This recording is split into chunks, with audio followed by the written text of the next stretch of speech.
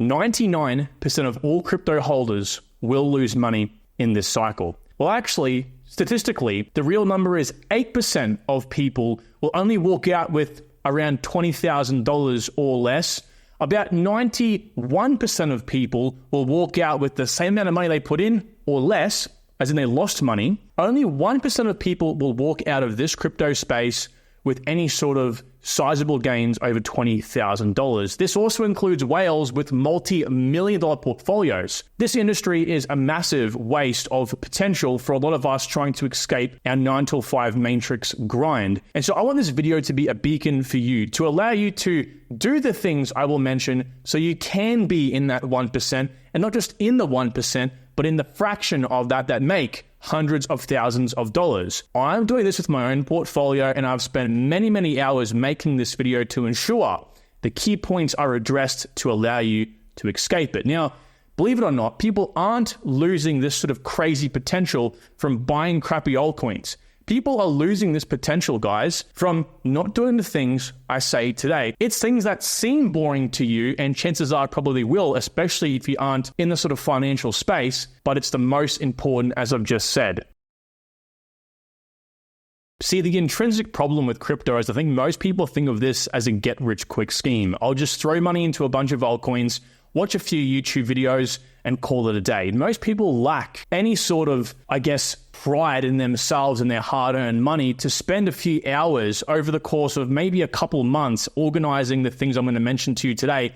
Matter of fact, you could nail all of this out in a couple hours on a single weekend because, again, they're too busy relaxing with their friends and family, and when they lose money, they end up crying wolf. Okay, but not this time, guys. Everyone watching this video, and I'm speaking to you directly at this point, I want you to please pay attention. All right? I do not want to be telling you, I told you so, but I mark my words, I will be doing that in the next bear market for everyone who chose to ignore the many videos I've made on similar topics like this.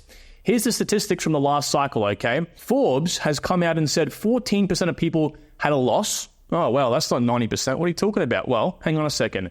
14% reported breaking even. That's 28%. 63% of people reported making a profit. However, making a profit were reportedly under 500 euros, right? Or pounds, whatever.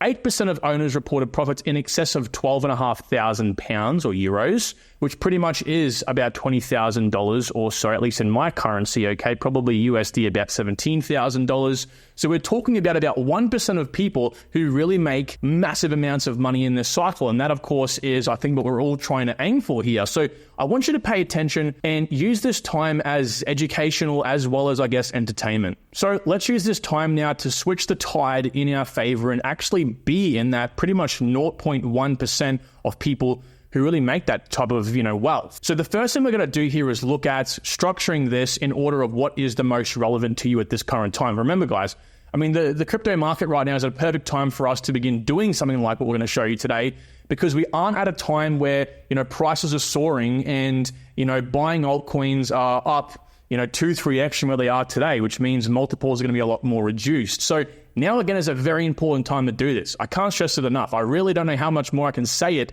over the internet, besides from walking to everyone's house and saying, hey, now's the time, buddy. All right. So the first thing we're going to do here is focus on our goals. Number one, we can't really have a place to go, like an end goal, without looking at the end goal itself. And it's pretty much that straightforward. You don't know how many multiples you need to make on how much money you've put in, okay, if you don't really know what you're actually trying to achieve. For me, I'm trying to achieve a fair few properties, right? Trying to put maybe deposits down on 20 properties, for example. I'm trying to walk away with 250K cash and have 250K to put back into crypto. That's it. That's all my goals are. But now I know exactly how much money I have to make out of the damn cycle.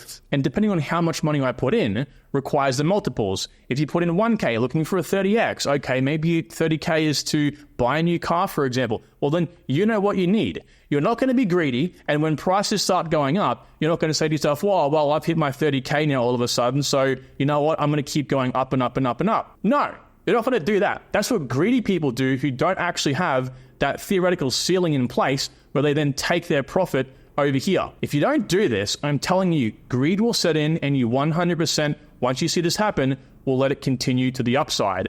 We don't make this sort of money every day of our lives, okay? For some of us, this is unforeseeable money we've never seen before in our life, generational changing money, okay? And yet we let that little greed, that little goblin in the back of our mind kick in because, again, it just doesn't seem to be stopping anytime soon. So figure out your goals, number one. That's why I've made this exit plan sheet, and that's what the number one thing we do on this sheet, first of all, is work out the goals. From the goals, we can work out how much money we need as a total. From there, we can work out how many multiples we need, and then we can begin creating our actual exit plan sheet itself. How many multiples we need? If we put more money in the market, we don't try to get more money out of the market. We're just trying to reduce our multiples, average sell price, to ensure we always come back to the same goal, getting out as safe as possible. Next up is risk and reward. This is so important, especially right now, again, because we can afford to move our portfolios around, which is called rebalancing. If you're underwater on some coins, if you're up on some coins and you want to do a bit of a switcheroo, you can do this. But when you do reorganize your portfolio, it's very important you understand what coins you need to buy based on your goals. Again, the key word here again is the goals. So in this case, I've kind of broken up risk and reward here based on the different types of assets and their market cap. So basically, anything above 25 billion market cap is a low risk, low reward. Pretty self-explanatory. Low risk, it's probably going to make a few multiples still, but of course, low reward because in that same sense, they're a higher market cap project. So Bitcoin, Ethereum, Solana, I use guaranteed. Nothing's guaranteed in crypto, don't get me wrong. It's just a phrase I've used to describe these coins. We've also got 1 billion to 25 billion. That's that next step down. These coins like Hedera, Internet Computer Protocol, Near Protocol, Celestia, and so on. Low risk, mid reward. So the same sort of low risk, but a bit higher reward. And then we go down 100 million to 1 billion. Mina, Pith, Flux, these guys are high reward, mid risk. And of course, the super risky micro caps, 1 million or lower to 100 million. So we can kind of parry up these projects in these risk category areas to then go ahead and find, okay, well, which ones can we kind of offset some gains, right? We're going to lose some multiples on these coins.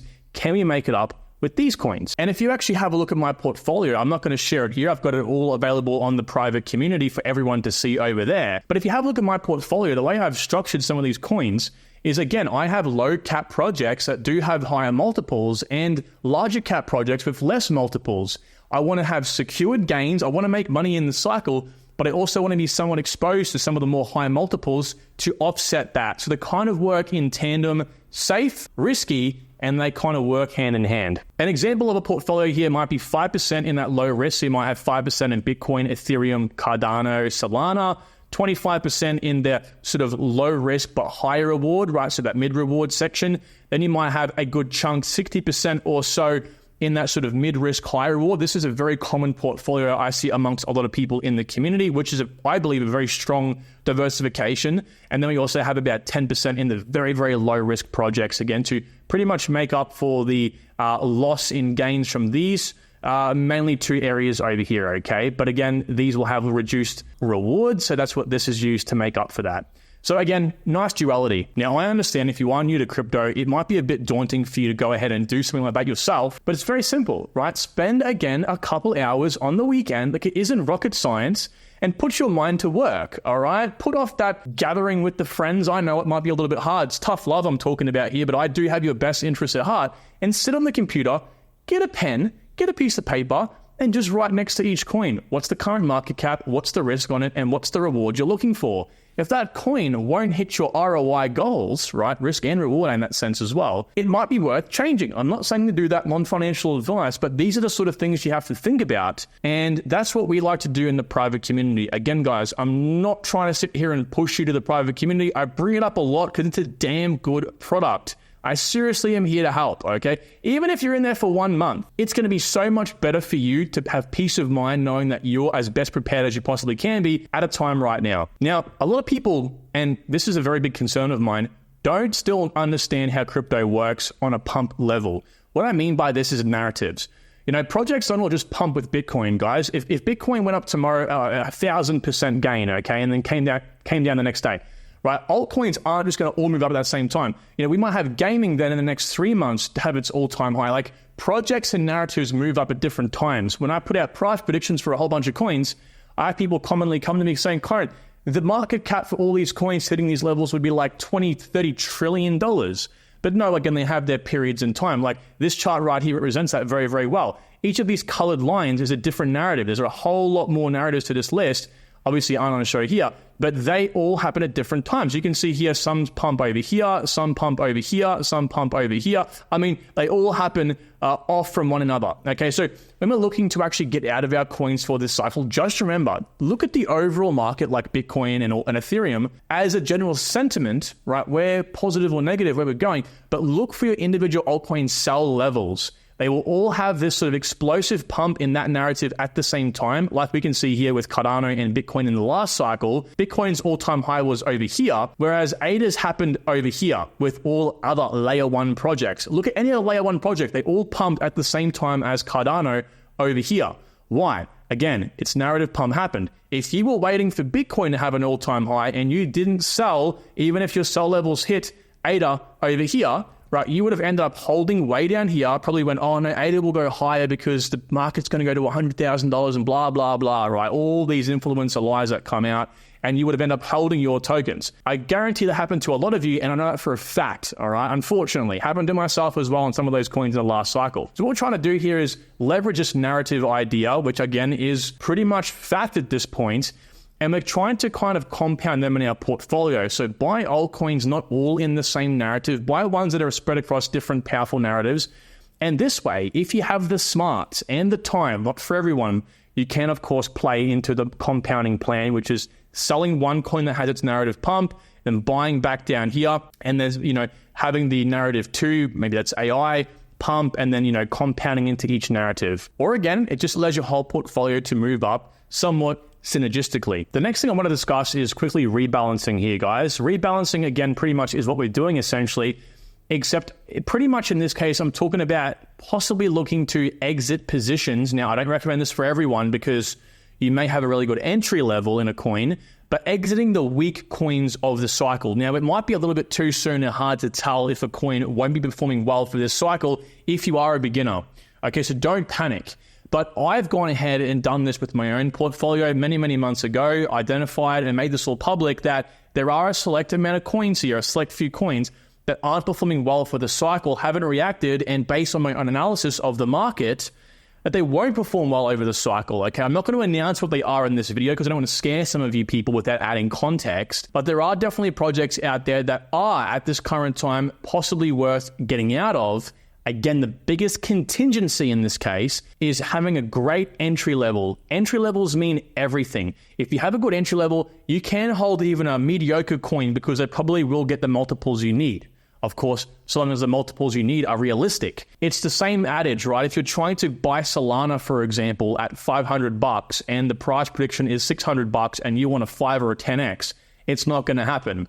Quality coin for the cycle is different to the entry level. Entry means everything. And the best way I can kind of show you this is with Cardano from the last cycle, right? If you were buying around here when it was moving sideways, right, it may have been a good or quality investment for the last cycle, right? But if you were jumping on the bandwagon over here and you were pretty much hoping for higher multiples, you're ignoring the number one rule of investing, which is buying early. Forget about everything else. You can buy the crappiest meme coin on the crappiest exchange, but if your entry level is extremely good and that project does any sort of, it has any sort of amount of money invested in it, you might have 100x on your hands, okay? So the quality is not as important as the entry level in this case, and I want to make that very, very apparent for all of you people who are like, I'll just keep buying this coin or whatever. Guys, be very careful and go back to your number one thing here, which is your goal. If the multiples you're going to be, the price you're entering at is going to hit your multiples on the top side easily, then it's a big, big tick. And the way you know this is by putting out a few different levels that we have in the private community again, which is the price prediction level, okay, with the max ladder sell level and the gray zone, okay? So the green zone over here is obviously where price will likely go.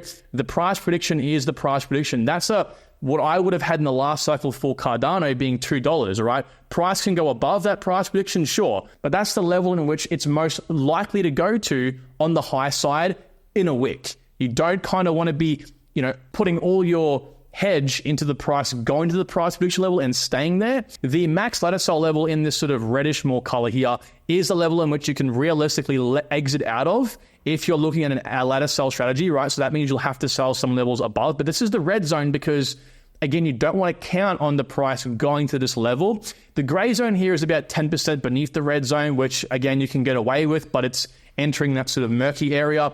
And the green zone obviously is, again, a place in which you can actually afford to exit the position safely. Okay, plenty of liquidity should be at this level down here.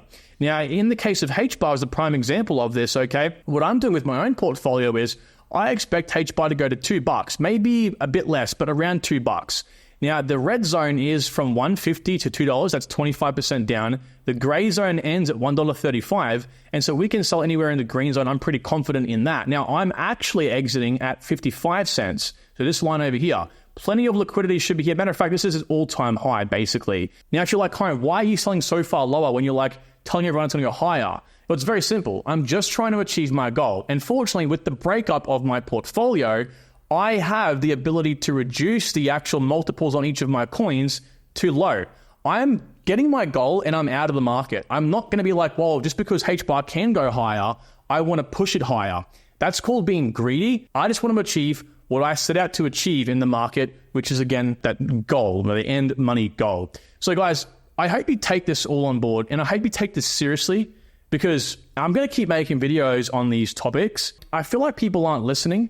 And I know that because I read the comments and people think, Kyron, just give me a top 10 altcoin list. I'm like, I can do that and I will do that, but this is far more important than all of that sort of stuff put together, okay? So please, for your own sake, non-financially, take the time, research these things, implement them, and I want to see you making a lot of money in this cycle. Take good care. Bye.